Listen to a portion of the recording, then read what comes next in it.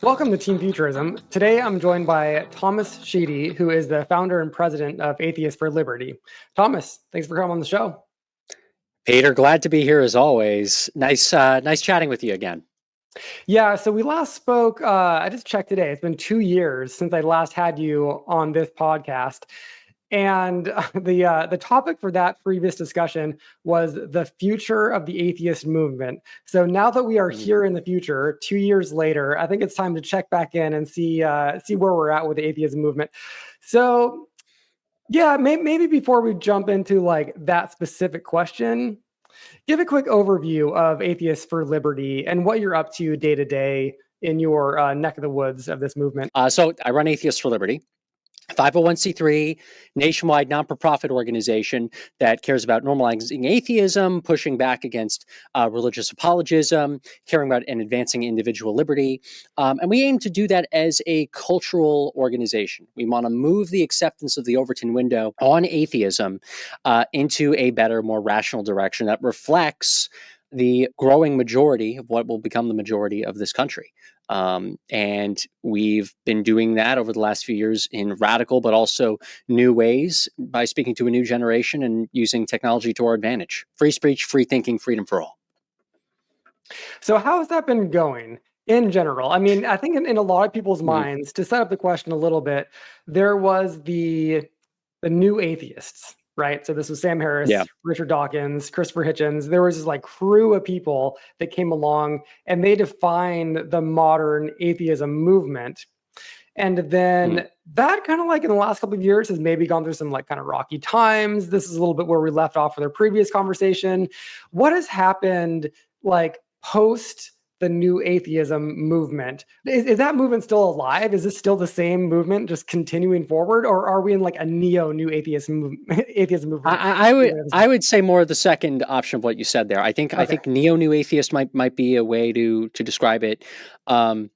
I'll get into a very brief history lesson, but don't want to get too much into the ramblings, because a lot of the ramblings actually to talk about what that old movement was about can actually be found in my previous interview with you, as well as plenty of conversations I've had in like 2021, 2022, 2023.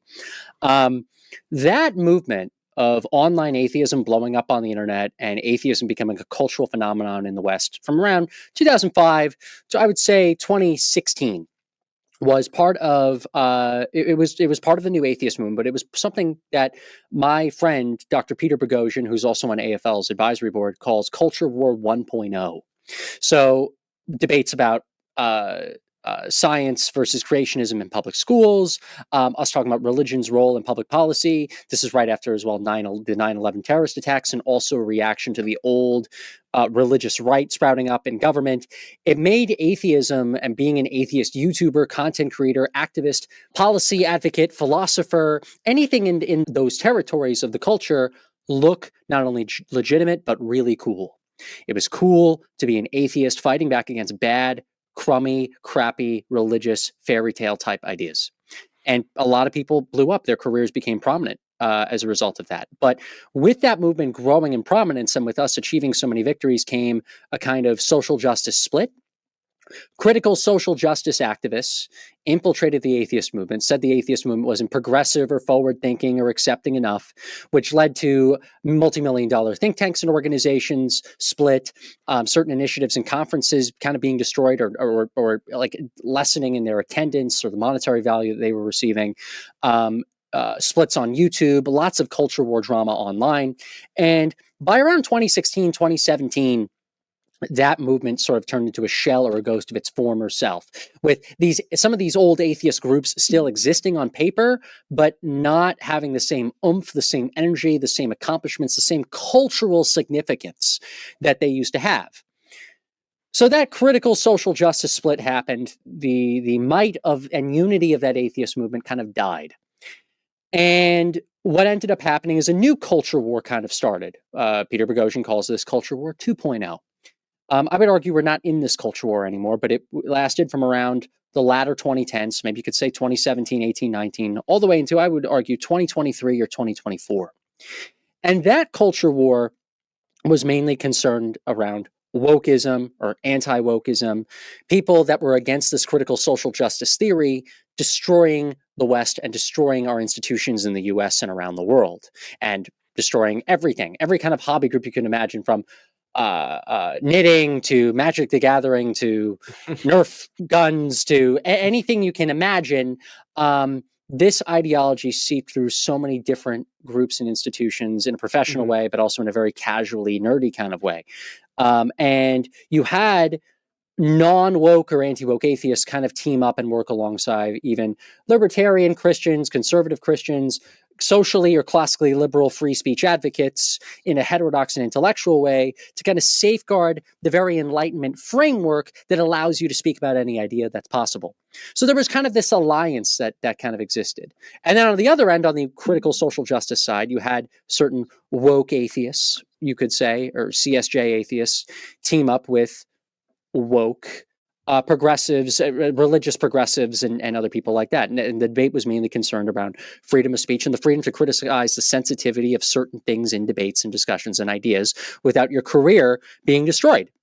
And it was a reaction to what happened in the atheist movement in that first culture war that split in 2016-17 that led myself and others to come together to form Atheists for Liberty. And we kind of came into the culture war zeitgeist in kind of a nice guy kind of way. We're here because we care about free speech too, and you should have the freedom to say whatever you want to believe, like we should have the freedom to say what we want to believe. And that was great. But the problem with us is that I feel like we were the only people, we the atheists were the only ones that were playing by these culture war 2.0, let's talk about the things we agree on, not what we disagree on kind of rules. And so I would argue that throughout, especially the latter years of that second culture war, we were being disrespected, completely disrespected. You had Christians and theocrats that were pouring religion down our throats while we wanted to be quiet, or certain anti-woke atheists needed to be quiet in the name of combating woke. And it got even worse because you start to see certain incidents, like in 2023, people like Ayaan Hirsi Ali converting to Christianity because of woke being a problem. So you started to see, whether in the name of people actually believing it, I would also argue certain people just playing the game of politics in an effort to do this.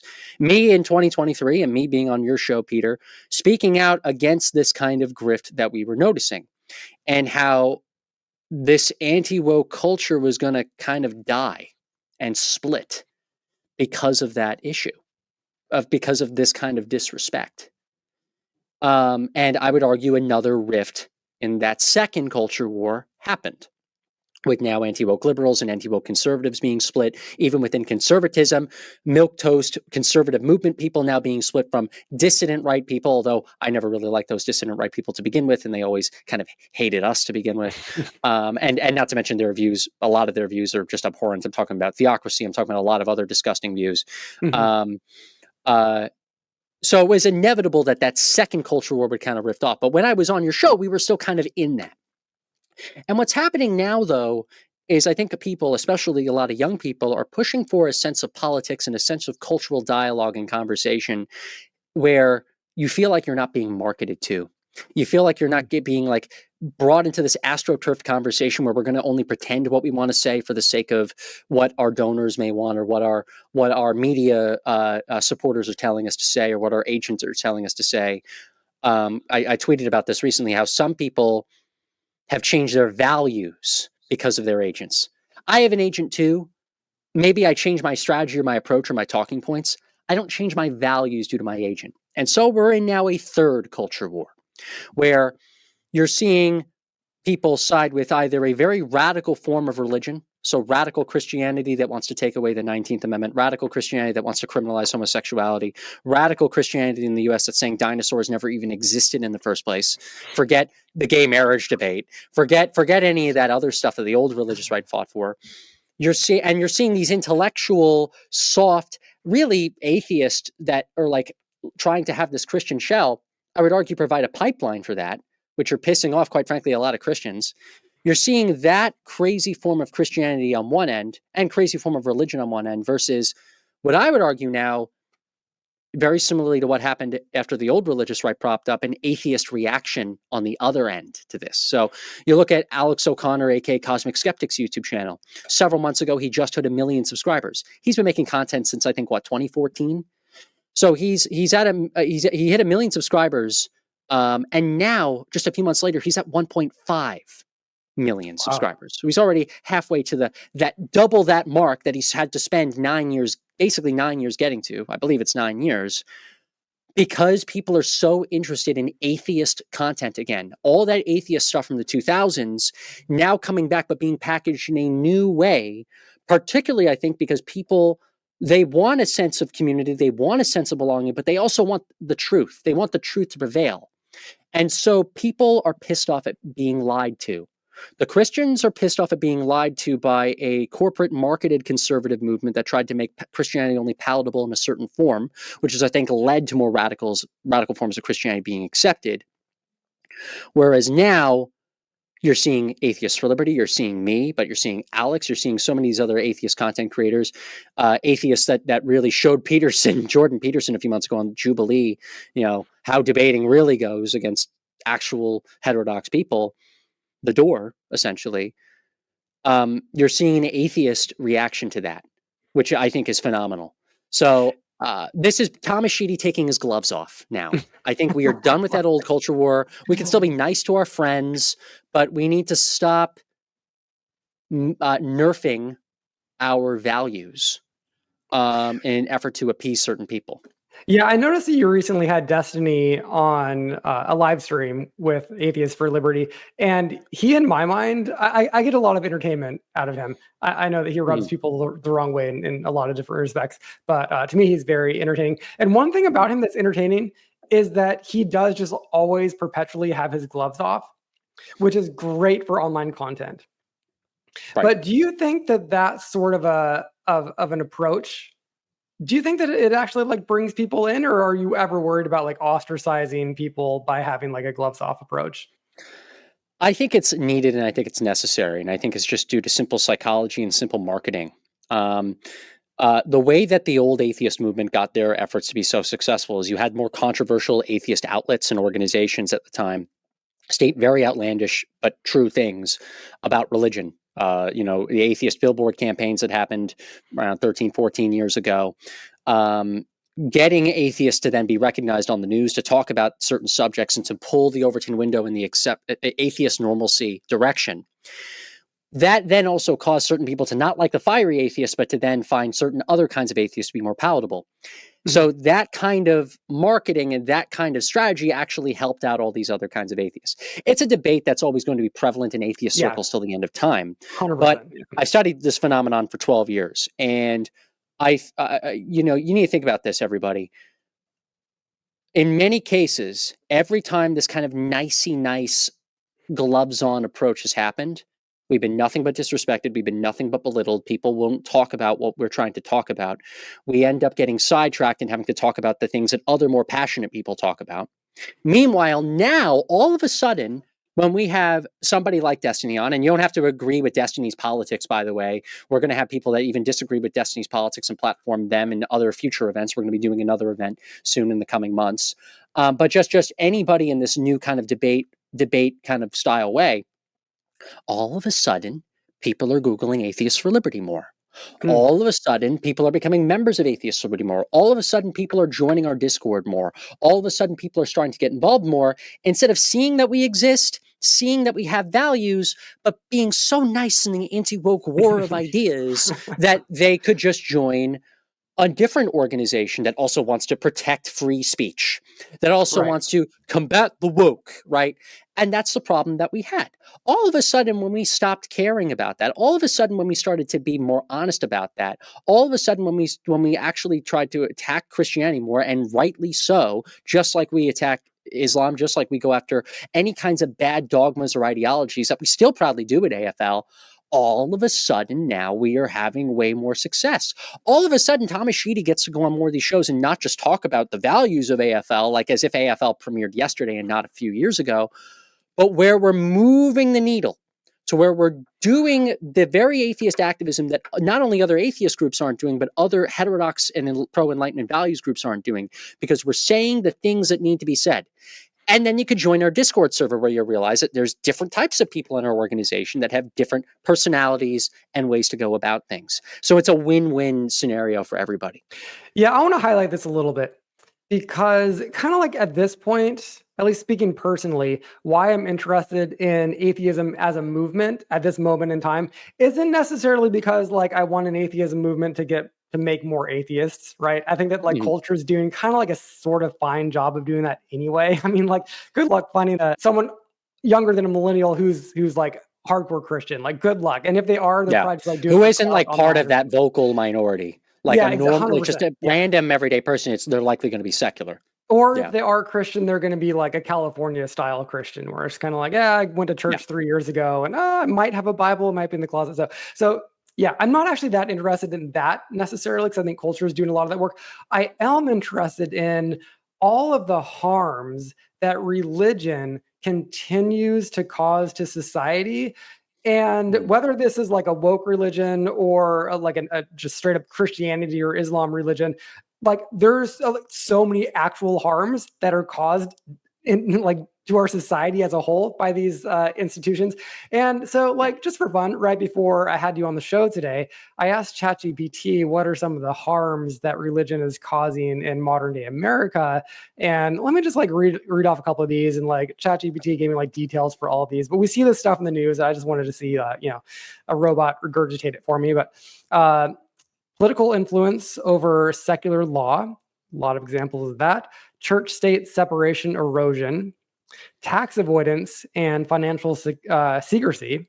That to me is always like bug me. Cover ups of abuse, medical neglect, psychological harm from conversion therapy, public health misinformation. We're seeing more and more of that. And just one more discrimination under quote religious freedom exemptions. So, like Mhm. each of these are massive problems in society that I think it actually takes an organization like AFL to directly combat them, because like it's based on a religious foundation that Yeah. a lot of society just like wants to be precious about. Whereas you guys are positioned perfectly to be like, no, we're not going to like respect that. Like, sure, you guys believe in like a cool like ghost daddy in the sky, but like that doesn't mean that you get to like influence our laws or whatever. So Yeah. yeah, that's kind of like where I'm at right now. Exactly, and I think a lot of people on the internet are reflective of your views right now. I think, I if I said this to a lot of people in private conversations as well as in our Discord server. By the way, our Discord server is free to join. I'm going to give Peter the link if anybody wants to join the AFL Discord. It's no longer under membership, where you have to be a paid member to join. But we also have a lot of new benefits too with being a paid member. So I'll go ahead and send Peter everything.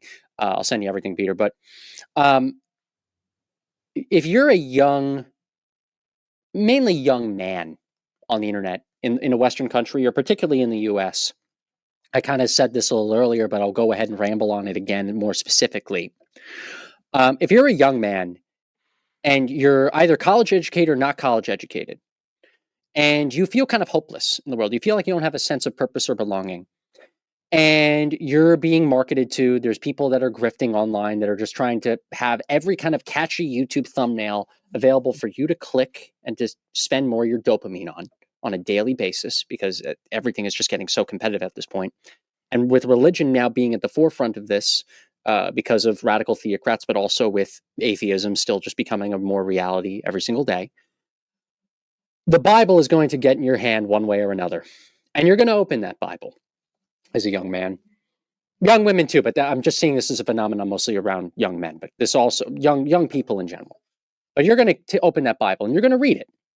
And you're either going to come to one of two conclusions. One, you're either going to become a natural skeptic and you're going to see the Bible. You're going to see that it's very fairy tale, Bronze Age based, has nothing to do with anything you've learned in science class, nothing to do with anything you've learned or observed in modern Western society. Um, and you're going to probably become an atheist. You might not, maybe you'll use the label, maybe you won't use the label, but you will become a natural skeptic and see the pointlessness of the Bible. Or you are likely going to become a radical Christ is king, repeal the 19th Amendment, repeal homosexuality, make Groyper or Crucible supporter type of Orthodox or Catholic activist. There's no longer this kind of wishy-washy, weird middle ground that I've noticed that PragerU is promoted, that Jordan Peterson is promoted, where you sort of believe, but you sort of don't believe, and you're Judeo-Christian this or Judeo-Christian that, and you're going to believe in the view of the Bible or the metaphor of the Bible, or you're just going to see its utility, and in this weird kind of boomery, marketed way that no real solid person is actually believing now. I think we are freaking fed up with that now. And I'm speaking not just as an atheist, but as a Gen Z type person. So you're either going to become a skeptic / an atheist / a secularist, or you're going to become part of that, I would say minority, but very vocal minority of Christ is king type follower. And in my view, I actually want to say good. I want to say good because I think more people are going to see the absurdity of religion in this kind of way. As a result of this, I think a lot of this fakeness when it comes to the metaphor stuff has been done due to think tanks pushing it. You could that's find so a story to be interesting. pretty, but not believe it. I actually have not thought about that specifically, but I mean, I think that you're right that when you do hop online, all of the influencers who are religious, they take it to the extreme for the most They're taking it part, more to the right? extreme now. They're taking it even further to the extreme than they did a few years ago. No one's following the Ben Shapiro, Jordan Peterson, Dennis I was gonna Prager say view of Ben Christianity. Shapiro, he has a massive following, but, like, he doesn't speak Yeah, for religion. He just says, like, "Oh, I'm Jewish, yeah. but, like, here's the news," or whatever. Like, he It doesn't try used to, to be like, more bring popular. anybody in. Yeah, yeah. He doesn't too much, but it's been that it was a marketing tool for some of them for a few years where they like this Jordan Peterson utility of religion kind of metaphor type thing. I think it was definitely pushed from 2021 to maybe 2024, and he's still trying to push it now. Daily Wire is still trying to push it now a lot, but I think a lot of young people they don't see the utility of that. They see it as a joke now. So you either use that as a pipeline as a young person to get yourself deeper into religion, and now you're either a Groyper or a Crucible type follower, or you're an atheist now, and a skeptic now. You've gotten past the grift of it, and you see religion for the nonsense that it is. Um, and I have some sympathy with some of the crowd in the middle. I find religious stories to be beautiful, like beautifully worded. You know, I like to study war. I like to study passionate moments of our history as a species and civilizations, and it's why I like watching war movies. I'm a guy. I like all that kind of stuff. You can enjoy the passion and the fiction and all that stuff of a book like the Bible, like the Torah, like the Quran, like Greek mythology, while still at the same time knowing that religion is a lie, knowing that it doesn't really at the same time fill that gaping hole in one's life, especially if you know that the truth factor is not there. I think a lot of people are simply coping with that because it just sounds nice to say that. But if you really read the Bible, you find the metaphor of it to be true, but you still know deep down in your head that it's not true. How Mhm. is that psychologically helping you so much? Because the truth is always going to bother you, no matter what you say to a camera. So I think young people are sick of the marketing and the grift of that, of this kind of Judeo-Christian thingamabobber, and of this like cultural Christianity. It's if anything, it's delaying progress on this issue. It's delaying actual dialogue on this issue because it's a fake Christianity that it doesn't actually have any weight, any theology, and any substance to it. It's only agents telling people on a show, on a network, in the culture war space, or for a paper, or for whatever, for those people to say that, and young people don't want that crap marketed to them anymore. Either tell me if it's real or it's not. Either tell me that Christ is king or that Jesus didn't walk on water, and that's nonsense. This And is, like, that's what we're seeing actually. now. Yeah, this is such like a problem for me in a sense because I think that there is a world now hear me out here. There's a world where Jordan Peterson is giving the culture something kind of important, which is like Mhm. permission for secular people to get something out of mythology. I just recently read this book, Short Mhm. History of Myth, and I really enjoy this. It's a fascinating read. It's like for Mhm. atheists. There's nothing like religious in here, Sure. but like I learned in it that the reason or how humans first started to developed mythology was with burial stories. Like people died, and then we told stories about it because this is what humans naturally do. Like this is ingrained in us, just like we grow wheat or whatever. I mean, like it's what we do. We adventure, and we search for horizons, and we look at the sky, and we tell stories. And I'm fascinated by this. And so this is, I mean, there's a lot that I could say here. I think that this is something that the atheism movement could possibly, spend some more time considering is, for example, I wrote this essay a little while ago about how Tom Waits was in this movie called Coffee or Cigarettes this one time. And he starts smoking a cigarette. He's like, and Iggy Pop is talking to him. And Iggy Pop is like, I thought you quit. And Tom Waits is like, I did. He's like, but you're smoking a cigarette. I was like, yeah, I can have one because I quit.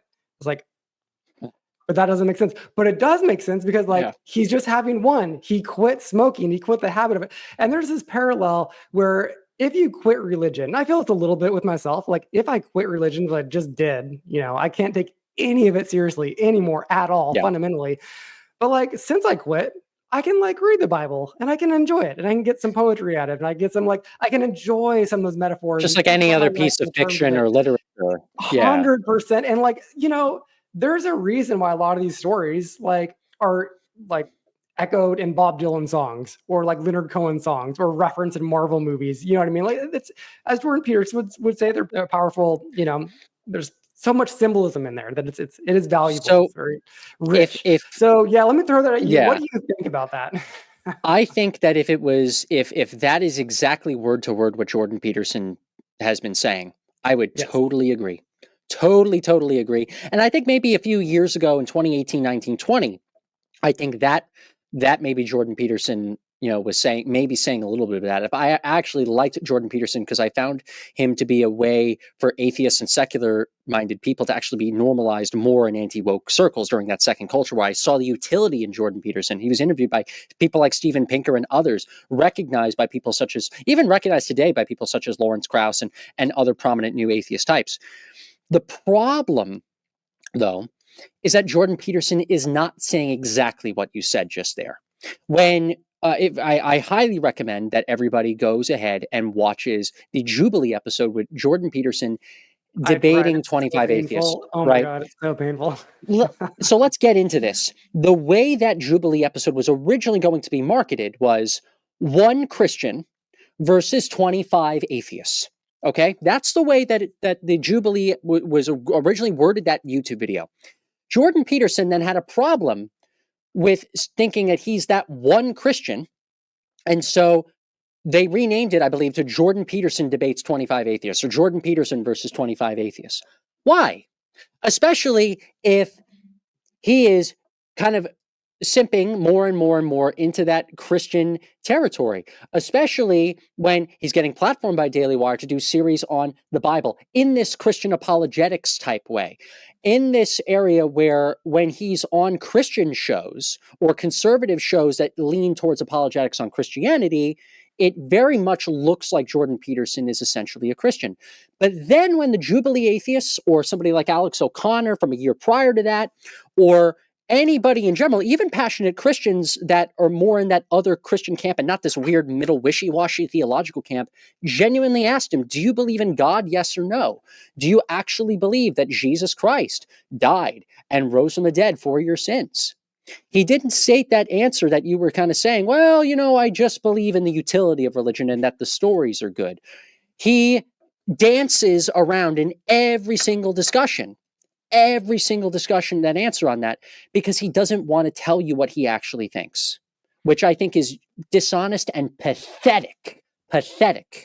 And it does a disservice to not only atheists in this debate, it does a disservice to Christians in this debate too.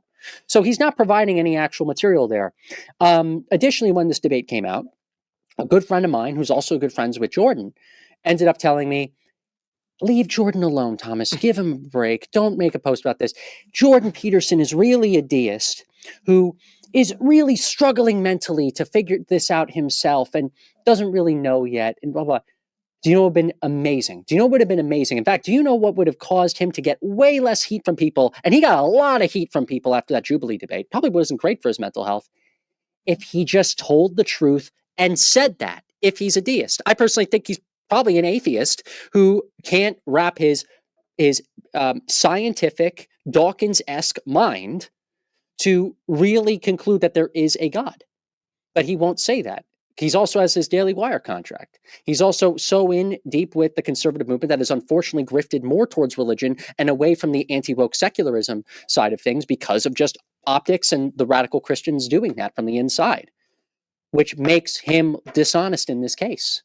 And that's why I think we need to be more brutal. I think we need to be more honest. We can't, because the more nice we are in tolerating that, the more that we as atheists, nice atheists who are willing to work with different people on joint objectives, the more we're belittled, the more it looks like that atheism is bad, the more it looks like that we as secularists are bad, that we're intolerant, that we don't have the truth on our side, that Christianity is really rising everywhere, because this person who's not even willing to admit to you if he's a Christian or not, that if he believes in God or not, is somehow this person that is the end-all be-all expert on Christian theology that we all need to respect and look up on when he's hurting us and even for my enemies. I'll give you this to all the bad guys that are watching this, hurting you guys too. And that's why I think we are not in Culture War 2.0 anymore. The gloves are off and they needed to come off a long time ago because you can see the metaphor and the beauty of a story because that's part of the human experience. It's part of actually how religion came to be. We tried to solve answers at the time before science through religion. That's noble and that's beautiful. Why can't we just say that? Why can't we just admit that? Yes. And I think some Christians will be fine with us saying that too either way. You end up selling the truth. The Christians won't agree with you on the majority of what you have to say, but they'll still be fine with you because you told the truth and you weren't lying to them. Notice how easier that is. So okay, this is a point that just bugs me about Christianity and its modern incarnations so much. Just exactly what you just said. Christians they're not being honest with us. And yes. I saw this so much with Ayaan Hirsi Ali when she was like giving her tour about like, I'm a Christian now. She was asked point blank in several interviews, like, do you actually believe that Jesus Christ, this like human being at some specific time in history, rose from the dead and went up to heaven? And this is what she said. And I thought this was so fascinating. And this speaks to like the dishonesty of the Christians. She said, I choose to believe. Okay, so like just say I don't believe it. Because like that's what choosing to believe something. Like I don't choose to believe that if I jump out of a window, I'm gonna die. Like I believe if I jump out of a window, I'm gonna die. I believe if I dog poop, I'm gonna get sick. You know what I mean? Like I don't like have to like. But it's okay, Peter, because it's Christianity. It's okay, and you're insensitive for saying that because it's Christianity. No, and by the way, I say this with respect for Ayaan. I serve with her in the Clarity Coalition. She's great on Islam. Like her too. She's great on a wide variety of topics. About it. Yeah, but I don't think she's being honest, and I'm not going to apologize for that. I think we need to call her out for it with respect, but we do. Imagine if this was Islam. I remember actually Ayaan going on tour and making a lot of public statements when it comes to her views on Islam, and for her to say, "Don't give them any corner, don't allow them to lie or to kind of be this kind of type apologetic for Islam and a variety of other topics, wokeism, social justice culture, all this kind of stuff." If this was an Islamist or if this was a woke person or a critical social justice minded person, activist saying what exactly Ayaan was saying, but for Islam or social justice, Ayaan would have grilled them. Ayaan from a few years ago would have grilled those people. But when one of the nicest activists who I know, by the way, who's on our advisory board, Craig Biddle, he's the head of the Objective Standard Institute, debated Ayaan around a month after Richard Dawkins did at Dissident Dialogues, and Craig and my other friend Timothy Sandifer, another philosophy guy, was simply asking Ayaan simple questions like what you were saying. Ayaan, this so-called firebrand of free thinking against Islamism and against this sensitivity culture, was calling Craig like, my friend Craig, and I don't mean this is to disrespect you, Craig. I'm saying this as a compliment for you to give you ammo here. You're like a golden retriever, Craig. You are one of the nicest, most kind people. Even when you're debating, you do it nothing but in the most respectful way. I come off as the asshole half the time in comparison to a Craig Biddle. Okay? When you're telling Craig Biddle that he's being insensitive and disrespectful, one of the nicest, most caring, most humanistic type guys out there, you've lost the debate, in my opinion. And And I think Ayaan knows that. It is politics. And people are getting fed up with this fake Christianity. Well, I think all of Christianity is fake, but even from a Christian's point of view, this shell of Christianity that has no actual theology in it, has no actual belief in Jesus in it. Mm-hmm. They're sick of this kind of conservative movement, think tank marketing. They're done with it. They are done with the fakeness of religious apologetics, but in this more Enlightenment looking way. I'm in favor of the Enlightenment. I'm in favor of getting deep down into things psychologically. But I can also admit that I'm a secular minded person. I'm an atheist. Right? You can do multiple different things at once. That's why human beings are so great. We're not just like other animals and mammals. We can do 2 or 3 things or say 2 or 3 different things about different topics at the same time. And that's why people are fed up. This is why if you're that young man that I said in that example, Peter, you're either becoming an Orthodox Christian or a trad cath Latin mass type guy, not this Petersonian fake Christian guy, or you're becoming a skeptic and an atheist like us. Mm-hmm. And good. I am so done with the fake AstroTurf marketing aspect of this because when we operated in that last culture war, you could rightly ask why should Atheists for Liberty exist, guys? If all you say at a conference is, let's not talk about atheism anymore. Let's not talk about atheism right now. Let's just talk about why. AI camera is moving. Actually, this is even better. Great. I have an AI camera. It's sensitive to my movements there. Let's not talk and debate atheism anymore. No. Let's talk about why we just are going to put all that aside. We're going to put that aside for several years now, guys, and take out this other problem of critical social justice and free speech issues involving free speech. And then we'll get back to that later. Then why should Atheists for Liberty exist? Why should an organization with the name Atheists exist? And I think people were too sensitive to really acknowledge the elephant in the room about this. Religion is the fucking problem. If you have to censor me, by the way, for using the F word, I don't know how it is. Yeah, religion is the fucking problem here. It's the fucking problem here. And I could say this professionally while also using that language to really describe my emotions towards this. People are sick of this. Either you're a Christian or you're not. Either you believe in God or you don't. Either you believe that Jesus rose from the dead and was the Messiah and turned water into wine, or you don't. Either you're a skeptic and an atheist and you don't believe in God and you fit the definition, or you don't. And some people, they want to act in this fake reality where we still live in 2018 or 19 or 2021, where we're in that world. If you really want to go ahead and pretend that we're still in that anti-woke agree to disagree world, everybody's laughing at you behind your back. I'm not talking about you, Peter. I'm talking about some other people that are still not understanding that from early 2024 to now, it has been completely changed.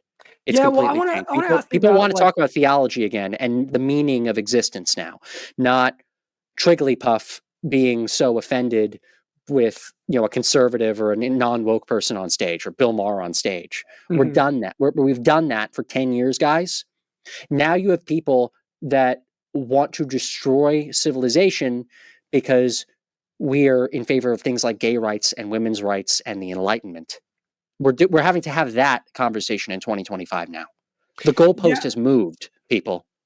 I want to talk a little bit about. I mean, you tweeted the other day. This is why I like AFL, and this is why I like what you do. You tweeted the other day. I'll always make enemies from both the left and the right.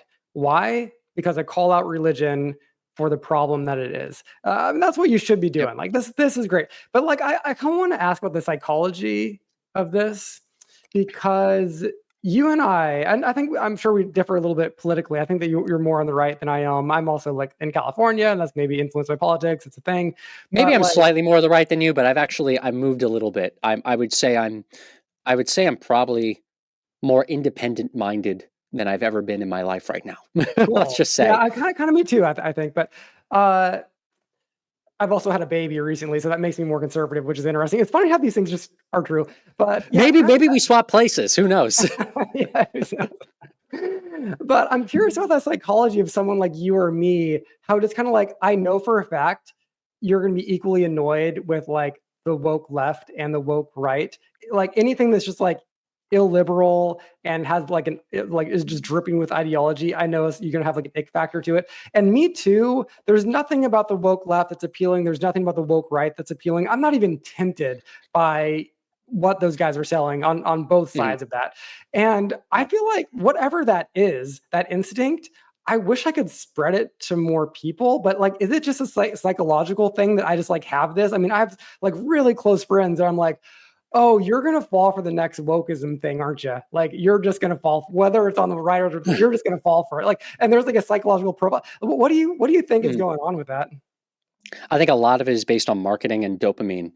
And I say this as a consumer of this content as much as I am also a producer of it. I've been more of a consumer than a producer. And I think it's also one of the reasons why we should have been making more content years ago than we have, but we just get so I am a human being too, and I'm a fairly young person, so I've gone through a lot of the problems of my 20s that a lot of people would naturally go through their 20s while being a leader in this culture war. It's a very weird process. But from a TikTok addict to, watching like a lot of different, doom scroll type things on YouTube a lot, everybody wants to get the new dopamine hit and the next level of excitement over something. And I think one of the problems that I've had when viewing anti-woke atheists kind of grift towards religion in certain cases, I think a lot of it is a total grift. I'll give sympathy to them for one thing though. And I don't even think it's a majority of non-woke atheists, by the way. I'm talking about a minority, but it's just making the problem worse for us.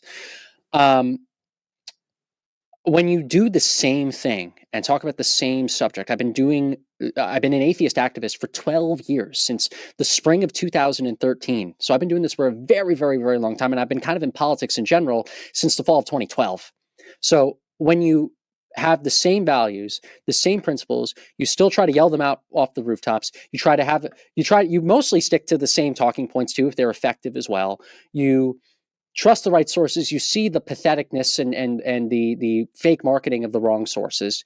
But you keep staying on that topic. I can understand that for some human beings, because we are social animals, it burns you out. So I think what ended up happening to a bunch of people is they were atheist activists. They were proud atheist activists. They got kicked out of the atheist movement or canceled out of the old atheist movement due to the critical social justice split. They then use their specialty, maybe their academic specialty or their career specialty or activist specialty, to push against a different ideology. Not only did maybe some think that one ideology or one problem or one other religious belief system or whatever was worse than another in the present moment, it was also something new to talk about. It was something new to discuss. It was a break from you as an animal spending 10 years talking about the same subject. So I've tweeted about this too. He said, like, I just don't talk about religion too much anymore because it got boring. It's like, I totally get it. You know? And I want to convince them they actually need to talk about it now, way more than they ever have 20 years ago now. Like they got to get out of this culture war 2.0 mindset. They got to get into this, what I would call this third mindset. Is that because of the harms I think it's that religion psychological. is causing? Is that like why you would say that? Yeah, the harms that religion is causing, and also, the harms that religion is causing in a new, more dangerous way. Okay, so look, I'll give credit. I'll play devil's advocate for the old religious right. A lot of the things that they were pushing for were disgusting and harmful. I'm glad we destroyed and defeated them in so many different ways. The new atheism was a reaction to the religious right and to 9/11 and to Islamism, and we curtailed and destroyed a bunch of that old Protestant boomer 80s religious right. Okay. Religious activists then had to rethink their stuff. And you're now seeing a form of this new religious right via the Groypers, via the Crucible people, via just certain radical Gen Z guys, even though Gen Z is like overwhelmingly secular. Some of these people, guys, they post Christ is King quotes at the same rate that some of them retweet photos of Adolf Hitler walking outside the Berghof with an SS guard unit. You're right. Good with point. epic music in the background. Yeah. And then you look at the comments in like the TikTok or the Instagram reel or the YouTube short that it was posted in, and it's overwhelmingly pro Hitler. It's overwhelmingly pro Third Reich. Which is overwhelmingly terrifying. pro this stuff. And credence and credit to the old religious right, the boomer religious right from the 80s. They at least had freedom and liberty and democracy and loving the American Republic in their branding. These guys want to get rid of the American Republic. altogether because they think 1770s America, guys, is too degenerate for them. They view this idea of Enlightenment values as too crazy. They view Thomas Jefferson as a sex addict who threw degenerate parties. This is how radical some of these people are in 2025 in these echelons of the internet. And then you could say, well, Tom, they're on the internet. Who cares? They've gotten people to infiltrate. And I've said this on your I think your last appearance, my last appearance with you. They've gotten people to infiltrate multi-million-dollar think tanks. Nick Fuentes has 2 of his activists in the Trump White House right now. I know actually who one of them is. I wiped him out in a debate. This is serious stuff. This isn't just some internet funny Discord or old 2019 or early AFL talking point or me just being fed up with Christianity. There's a dangerous freaking movement brewing up here. And some of these people are already winning major battles in ways that we haven't seen it before. And this is why Sam Harris and even some of my friends that are in this like heterodox, enlightened academic philosophy, anti-woke, but I'm an atheist, but I don't want to be able to talk about atheism anymore, kind of vibe. Wake the hell up. Wake up. These people want to destroy you. And when these people get into positions of authority and positions of power where maybe not Trump, okay, because Trump is he's an older baby boomer, whatever. These people are 10 times the right of Trump or anybody in the modern conservative movement. Once these people get into power 10, 20, 30 years from now, and if we don't stop them, we could be cooked. We could be cooked. I think we're going to win the war, but there's a very decent chance that we could lose it. I think so too. And these people still feel like they're the underdogs, which makes them dangerous, I feel like. Sadly, I've got they're just a bunch of kids online. They're not really much of a threat. I know. Yeah. That's not 2019 now. Sadly, I've got to wrap it up. But real quick before I go, let me know, or let the people know, like, where can they find out more about AFL and what are you guys up to right now? Yeah. So, guys, be sure to follow me on social media at Sheedy Tom. That's SheedyThom. That's me on most major social media platforms. I have a YouTube channel too. But more importantly, get involved in the movement. I don't care if you're a Democrat. I don't care if you're a Republican. I don't care if you're a secular humanist. I don't care if you're an objectivist. I don't care if you're a Nietzschean. I don't care what your views on economics are. I don't care who you voted for. If you are a secular-minded person and you're an atheist, okay, join our Discord server. I will be providing, Peter, the link to our Discord server. It is free to join. Get involved in this movement and get involved in this movement now. We are trying to build up the AFL army here, to not only people that can support our efforts online, but to people as well that can help facilitate cultural change in person throughout the United States. I'm glad to have known Peter for such a long time, and I know I've talked to Peter privately here as to our plans and endeavors for that. So I know Peter can very much endorse what I'm saying and talking about here. We need you all in this movement, and we need you in it now. And by the way, it not only requires your time, it requires your money. I really want all of you that, like Peter and are secular-minded people, you watch Team Futurism, also go ahead and join Atheists for Liberty. We're at atheistsforliberty.org. There's a center button where you could join. There's a new membership program where we are getting a ID card printing machine where we're going to mail you out a card very soon that you become a member. Very proud to have you. We have a lot of other membership benefits. And if you donate to Atheists for Liberty, okay, because we have projects that sometimes go in the tens of thousands of dollars as well with the things we need to do to change and protect our civilization here and to protect our secular Enlightenment-based republic. It requires resources, time, and money. We're a 501c3 educational organization, so all donations are tax deductible. And I can answer any questions if you guys DM me on X, on Discord, on Instagram, wherever. I try to be as communicative as possible, and if not, we also have a wider growing staff as well. Get involved. Join this freaking movement now. We need you. I need you. And you can make a difference. It's not some AstroTurf talking point. We don't have millions upon millions of dollars yet, so I'm not just saying this for the sake of it. I'm saying it with legit urgency. I'm not grifting here. We need your help, so go ahead and support us today. And thanks for having me. Check out AFL. Check out more about Thomas. And Thomas, thanks for coming on the show. That was a lot of fun. I could go for hours on this topic. So I got. You and me both, man. So I really appreciate it. But until next time, dude. Until next time.